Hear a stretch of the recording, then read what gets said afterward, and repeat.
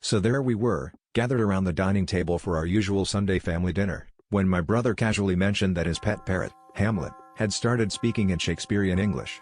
Naturally, we all laughed it off, thinking it was just another one of my brother's quirky tales. "What's next?" I chortled. "Is the cat going to start quoting Poe?" But as soon as the roast chicken made its way to the table, Hamlet, perched regally on his stand, squawked, "To eat, or not to eat, that is the question."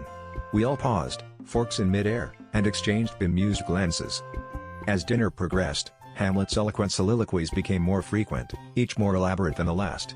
"Methinks the peas are overcooked," he proclaimed with a dramatic flair. My sister's eyes widened, and she whispered, "Does he really know what he's saying?" My brother shrugged, pretending to be nonchalant, but I could tell he was secretly delighted. The bird's performance was amusing, albeit a bit odd. It was like having dinner theater with a feathery thespian. But then, as we were digging into dessert, Hamlet's monologues took a peculiar turn.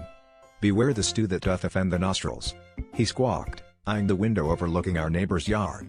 We all turned to see Mrs. Cromwell, our neighbor, lugging a pot over to her compost bin. The pieces started to fit together like a jigsaw puzzle with a missing piece found under the couch.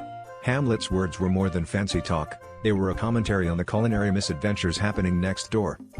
By the end of the evening, it was clear, Hamlet wasn't just a parrot with a penchant for iambic pentameter, he was a culinary critic with a vendetta. As we all laughed and marveled at the parrot's antics, my brother leaned back in his chair, a smug grin on his face. "I guess you could say," he chuckled, "Hamlet's really got a foul mouth."